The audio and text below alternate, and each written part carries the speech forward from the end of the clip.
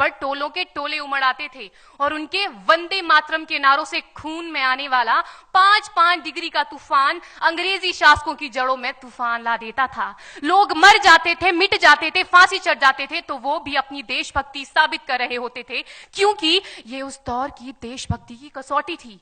उसके बाद 62, 65 और 71 के युद्धों में अपना सुहाग गवा देने वाली औरत, जब घर के हालात ये हो जाया करते थे कि प्यार भी भरपूर गया, मांग का सिंदूर गया, नन्हे नौनिहालों की लंगोटियां चली गई, छोटी छोटी बेटियों की चोटियां चली गई, बाप की कमाई गई, भाई की पढ़ाई गई, ऐसा एक विस्फोट हुआ पता ही चला नहीं, पूरे जिस्म की ही कई बोटियां चली गई। और आपके लिए तो एक आदमी मरा है साहब, किंतु मेरे घर की तो रोटियां चली गई, मेरे घर की तो रोटियां चली गई वाले हालात पैदा हो जाने के बावजूद भी एक मां अपने बेटे को सरहद पर दुश्मनों की धज्जियां उड़ाने के लिए भेज देती थी और उसे पत्र लिखाकर ये भेजा करती थी कि अम्मा ने खत लिखा है बड़े ही चाव से, पुत्र मेरे ना घबरा जाना, 1 इंच भी पीछे ना हटना, चाहे इंच इंच कट जाना, चाहे इंच इंच कट जाना। इस तरह पूरा परिवार अपनी देशभक्ति साबित कर रहा होता था। तब देश बलिदान मांगता था, तब देश लड़ जाने को कहता था, तब देश मर जाने को, मिट जाने को, फांसी चढ़ जाने को कहता था। किंतु आज देश लड़ जाने को नहीं कहता, आज देश मर जाने को, मिट जाने को, फांसी चढ़ जाने को नहीं कहता, बल्कि मेरे विचारों में यदि कोई व्यक्ति अपना काम पूरी ईमानदारी, पूरी मेहनत और पूरी लगन से करे ना, तो वही सबसे बड़ा देशभक्त है।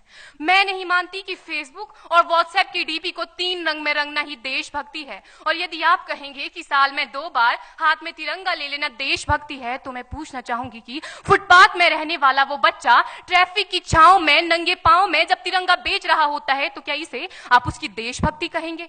ये उसकी देशभक्ति नहीं, उसके पेट के भूख की शक्ति है जो उसे ऐसा करने पर मजबूर करती है। क्योंकि ना मस्जिद को जानते हैं, ना शिवालों को जानते हैं, ना मस्जिद को जानते हैं, ना शिवालों को जानते हैं। जो पेट के भूखे होते हैं ना, वो सिर्फ भोजन के निवालों को जानते हैं, वो सिर्फ भोजन के निवालों को जानते हैं।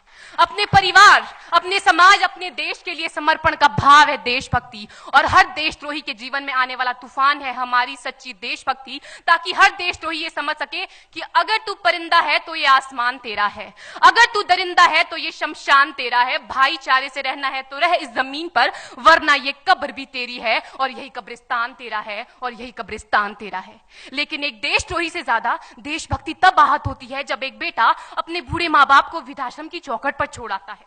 करा उठती है वो देशभक्ति जब मुसीबत में फंसे लोगों की जान बचाने से ज्यादा हम सेल्फी लेकर अपने लाइक बढ़ाने में लगे रहते हैं। आज के इस दौर में वो युवा जिनके ऊपर जिम्मेदारी थी अपने देश, अपने समाज, अपने राष्ट्र की आशाओं को बांधे रखने की, वही युवा अब 4x4 इंच की छोटी सी स्क्रीन पर अपनी कोमल अंगुलियों के घर्षण मात्र से अपनी भावनाओं की इमोजी भेज रहा है। 4 बोतल वोडका, काम मेरा रोज का ने भारत का भविष्य तबाह कर रखा है। हम ना एक ऐसे समाज में जीते हैं जहां लड़कों से बात करता देख जो भाई हड़काते हैं, लड़कों से बात करता देख जो भाई हड़काते हैं, वही भाई अपनी गर्लफ्रेंड के किस्से घर में हंस हंस कर सुनाते हैं। और मैं बता दूं, महिला सुरक्षा के मामले में हम आज भी 4थे नंबर पर आते हैं। हम ना एक ऐसे समाज में जीते हैं जहां पत्थर की मूरत को लगते हैं 56 भोग और भूखे नंगे तड़पते सो जाते हैं लोग, भूखे नंगे तड़पते सो जाते हैं लोग। मजदूर को मजदूर समझिए, मजबूर नहीं। गरीब को काम दीजिए, दान नहीं। और अगर दान देने के इच्छुक हैं तो जीते जी रक्तदान दीजिए और मरने के बाद अंग दान देकर किसी मरते हुए को जीवन दान दीजिए। यही सच्ची देशभक्ति और यही सच्चा राष्ट्र प्रेम है। ना सरकार मेरी है, ना रब मेरा है, ना सरकार मेरी है, ना रब मेरा है, और ना ही ये बड़ा सा नाम मेरा है। बस इतनी सी बात का गुरूर है मुझे कि मैं भारत की हूं और ये भारत मेरा है और ये भारत मेरा है। परंतु एक वैचारिक बीमारी हमारे समाज में मुझे नजर आती है। कहा जाता है हम दुनिया के सबसे बड़े लोकतंत्र हैं, जहां हिंदू पैदा होते हैं, मुस्लिम, सिख और ईसाई भी पैदा होते हैं, लेकिन बदकिस्मती है अब इंसान पैदा नहीं होते। और मेरे विचारों में ना हिंदू की जरूरत है, ना मुसलमान की जरूरत है। राष्ट्र निर्माण के लिए केवल अच्छे इंसान की जरूरत है, केवल अच्छे इंसान की जरूरत है। जरा सोच कर देखिए, ये पेड़ पौधे और शाखाएं भी परेशान हो जाएं अगर परिंदे भी हिंदू और मुसलमान हो जाएं। एक शैक्षणिक बीमारी भी हमारे समाज में मुझे नजर आती है और बड़े ही आश्चर्य की बात है जिस देश ने पूरी दुनिया को तक्षशिला और नालंदा देकर के विश्वविद्यालय शिक्षा की बुनियाद रखी, आज विश्व के 100 सर्वश्रेष्ठ विश्वविद्यालयों में हमारा एक भी विश्वविद्यालय खड़ा नहीं हो पाता। जहां एक और हमारे पास IIT, IIM और NIT जैसे शिक्षण संस्थान हैं, तो वहीं दूसरी ओर इस देश के गरीबों को बेरोजगारी की जमात में खड़ा करने के लिए उनके हाथ में सर्व शिक्षा अभियान का झुंझुना पकड़ा दिया जाता है। और मैं बता दूं, इस शैक्षणिक बीमारी का केवल एक कारण वो ये कि हमारे देश की शिक्षा नीति केवल 2 तरह के लोगों के लिए बनती है, पहले वो जो विद्वान हैं और दूसरे वो जो धनवान हैं।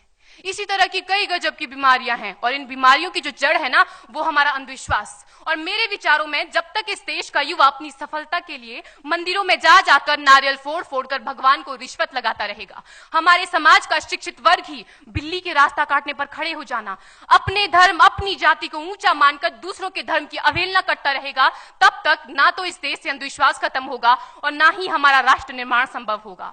हमारी संस्कृति, हमारी सभ्यता को दुनिया ने शीश नवाया है, तो क्यों आस्था के नाम पर हमने अंधविश्वास फैलाया है? मेरे विचारों में हमारा राष्ट्र निर्माण तब संभव होगा जब इस देश में महिलाओं की पूजा नहीं, उनकी इज्जत की जाएगी। राष्ट्र निर्माण तब संभव होगा जब हम जातिगत आरक्षण नहीं बल्कि सामाजिक सशक्तिकरण पर बात करेंगे। राष्ट्र निर्माण तब संभव होगा जब स्वच्छता अभियान में केवल सरकार नहीं बल्कि सड़क पर चलने वाला हर एक नागरिक हाथ बंटाएगा, स्वच्छ भारत स्वस्थ भारत को दिल से अपनाएगा। असल मायने में हमारा राष्ट्र निर्माण तब संभव होगा जब एक गरीब बच्चा मध्याह्न भोजन के नहीं बल्कि ज्ञान अर्जन के लिए सरकारी स्कूल की चौखट पर कदम रखेगा। और हमारा राष्ट्र निर्माण तब तक संभव नहीं होगा जब तक एक नागरिक नैतिक रूप से सटीन, चारित्रिक रूप से भ्रष्ट, मानसिक रूप से दिवालिया, धार्मिक रूप से अंधा, राजनीतिक रूप से गंदा, स्वैच्छिक मान मूल्यों के आंकड़ों में जिन्न शिन्न पैपंदमयी अखंड भारत को खंड खंड करता रहेगा, तब तक हमारा राष्ट्र निर्माण संभव नहीं होगा। बड़ी बड़ी बातें नहीं, छोटी छोटी कोशिशें करनी होगी, क्योंकि ठोकर हमें पहाड़ से नहीं पत्थरों से लगा करती है। I being an Indian, I being a student, I being a symbol daughter of this motherland feel proud to be an Indian। और मैं सैल्यूट करना चाहूंगी